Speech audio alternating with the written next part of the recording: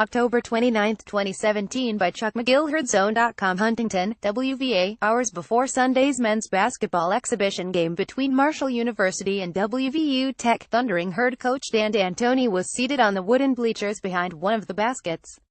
He was in his favorite place, a basketball arena, and was going to spend a couple of hours around a sport synonymous with the D'Antoni family. This was about 20 hours after Louis D'Antoni, Dan's father, had passed away at the age of 103. "Nothing lasts forever," Dan said in this moment. Silence followed, and then a beautiful sound surrounded Dan. Basketballs bounced. Sneakers squeaked. The game, as Louis D'Antoni would have wanted, went on as planned. Before the opening tip, there was a moment of silence in remembrance of Louis D'Antoni, and the public address announcer said, "Ladies and gentlemen, let's play the game he loved." Marshall did, and won 9,981. The Herd played Louis' preferred style, up-tempo, and drained 18 three-pointers. Of the 99 points, 63 were scored by native West Virginians.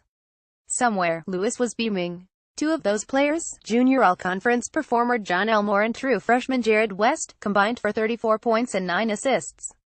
They, like their head coach, have Mountain State basketball bloodlines. Elmore is part of the only father-son duo to ever win the West Virginia Boys Basketball State Player of the Year award. West's father is an NCAA tournament hero in this state, and 2 decades after his March Madness moment it was the Marshall-bound Jared West who won the Evans Award as the state's top prep player. Elmore and West didn't randomly grip a basketball one day and pursue the sport. Basketball gripped them from the start. "How could it not? In my family basketball is everything," Elmore said. "Dinner talks, breakfast talks, after-school talks. Basketball runs my life and it's what my family is passionate about. At the end of the day we can all meet up and lock in on basketball. It's one thing we share, and it's the same for Jared West and his family, and it's the same for the D'Antoni family. Basketball is what we care about." Louis D'Antoni was born on December 31, 1913. He coached Mullins High School to the 1955 state championship and piled up hundreds of wins and several Coach of the Year honors.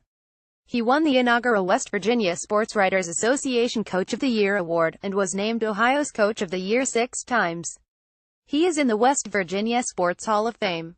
Louis' legacy lives on through his former players, certainly, but also his children Dan, Mike, Mark and Kathy. Dan, 70, is in the Marshall Athletics Hall of Fame and has carved out a successful coaching career on the high school, college and professional levels.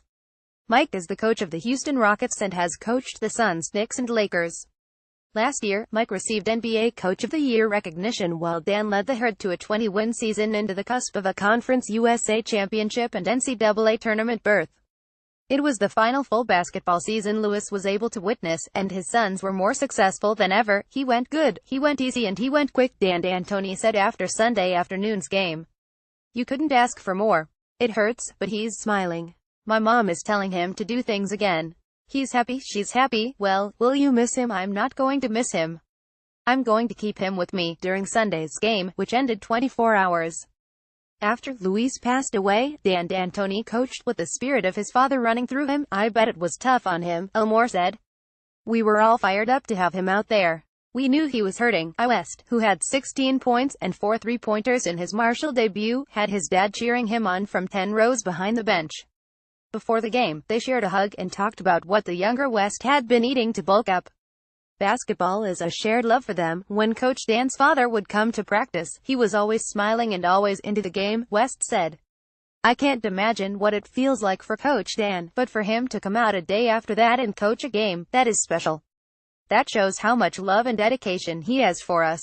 Coach Dan loves the game and his dad loved the game. I love the game and my dad loves the game." Perhaps when Dan D'Antoni said nothing lasts forever, he was only partially correct. Louis D'Antoni is gone, but his legacy lives on.